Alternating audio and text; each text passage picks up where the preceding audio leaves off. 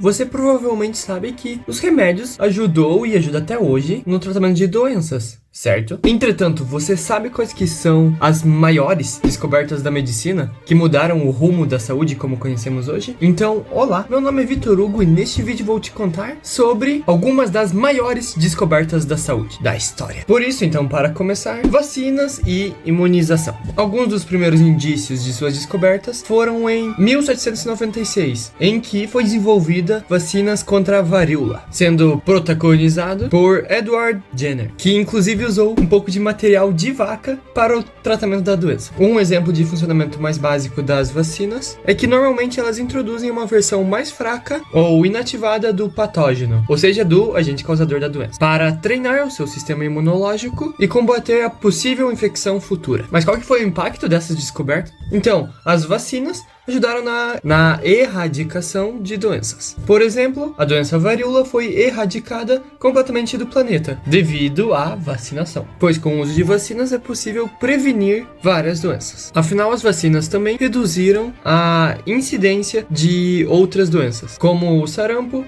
e a poliomielite. E, por curiosidade, o programa de vacinação da Organização Mundial da Saúde ajuda a vacinar milhões de crianças todos os anos, o que previne surtos de doenças. E para uma possível associação, dá para pensar que as vacinas é como se fossem um treinamento para o nosso sistema imunológico, quando aplicadas, que meio que prepara o nosso corpo para enfrentar possíveis futuros invasores. Não podemos esquecer da descoberta da circulação sanguínea, que foi descoberta por William Harvey no século XVII, que inclusive mostrou como que o sangue circula em um sistema fechado, em que, de forma mais básica, o funcionamento do sistema circulatório, o coração bombeia sangue através de uma rede de vasos sanguíneos, fornecendo oxigênio e nutrientes às células e removendo resíduos. Mas por que isso melhorou a medicina e a saúde? Essa descoberta melhorou nos procedimentos cirúrgicos e facilitou muito a compreensão de doenças cardiovasculares. E para a curiosidade da vez, Harvey foi um dos primeiros a explicar que o coração funciona como uma bomba, em vez de simplesmente esquentar o sangue. Inclusive, uma coisa muito interessante que eu vi num podcast do Paulo Musi é que o coração, ele não simplesmente fica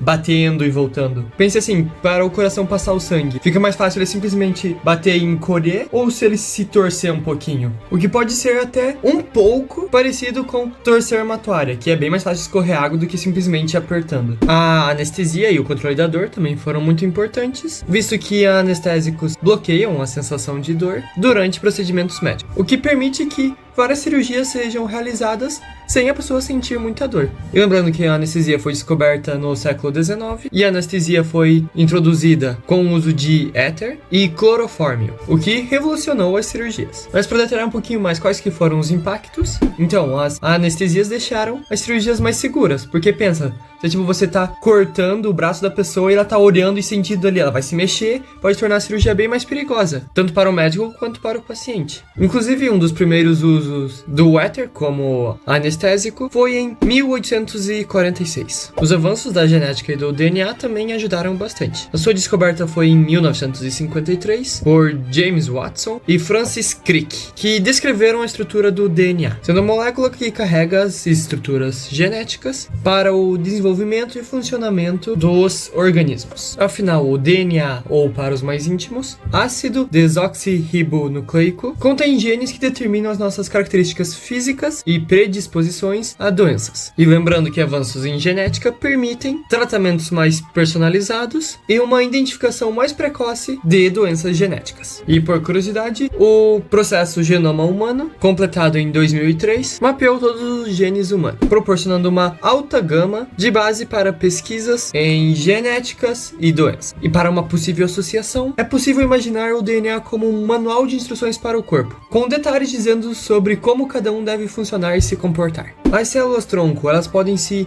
especializar em várias células diferentes do nosso corpo, podendo substituir tecidos danificados ou doentes. E as células-tronco foram identificadas por volta de 1960. E alguns dos principais impactos foram os tratamentos inovadores com as células-tronco, que oferecem um grande potencial para tratar doenças como a leucemia e algumas lesões na medula espinhal. E um fato muito interessante é que estudos estão em andamento para usar células-tronco em tratamentos de doenças neurodegenerativas e na regeneração de órgãos. Afinal, as células-tronco são meio que peças de Lego que se encaixam em qualquer lugar, só que temos uma quantidade muito baixa de células-tronco no nosso corpo. E agora a descoberta dos antibióticos. Em 1928, Alexander Fleming descobriu a penicilina, o primeiro antibiótico registrado. Isso ao observar que um fungo, parente daqueles mofo nojento, só que o fungo que ele viu era o Penicillium notatum, havia contaminado uma de suas placas de cultura e matado as bactérias ao redor. E essa descoberta foi incrível,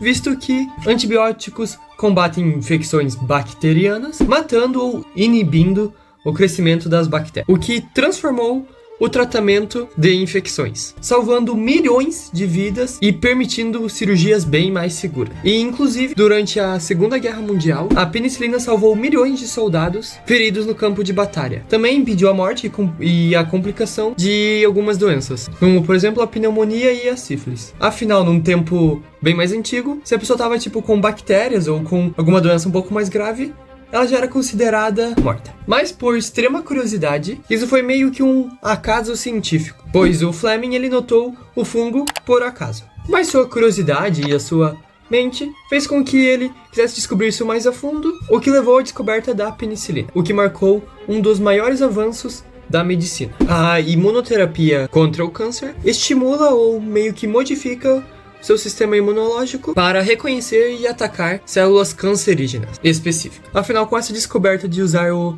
próprio sistema imunológico do paciente para combater o câncer, é uma abordagem bem emergente que mostra um grande potencial no futuro, visto que pode oferecer novas opções de tratamento de câncer, principalmente para aqueles que não respondem bem a processos tradicionais. E por curiosidade, essa descoberta foi um avanço tão grande que os cientistas James Allison e Tasuku Honshu ganharam o prêmio Nobel em 2018 por suas descobertas em imunoterapia contra o câncer. Só que, claro, mexer com essas coisas é bem complexo. Uma coisa que talvez você já tenha ouvido falar também, os avanços em telemedicina, em que utiliza a tecnologia para fornecer cuidados médicos à distância. E também a telemedicina cresceu simultaneamente com o avanço das comunicações digitais. E por que ele é tão útil? É que ele funciona permitindo consultas médicas, certos diagnósticos e o monitoramento da saúde a partir de quase qualquer lugar, desde que tenha acesso a dispositivos móveis e internet, o que facilitou o acesso médico a áreas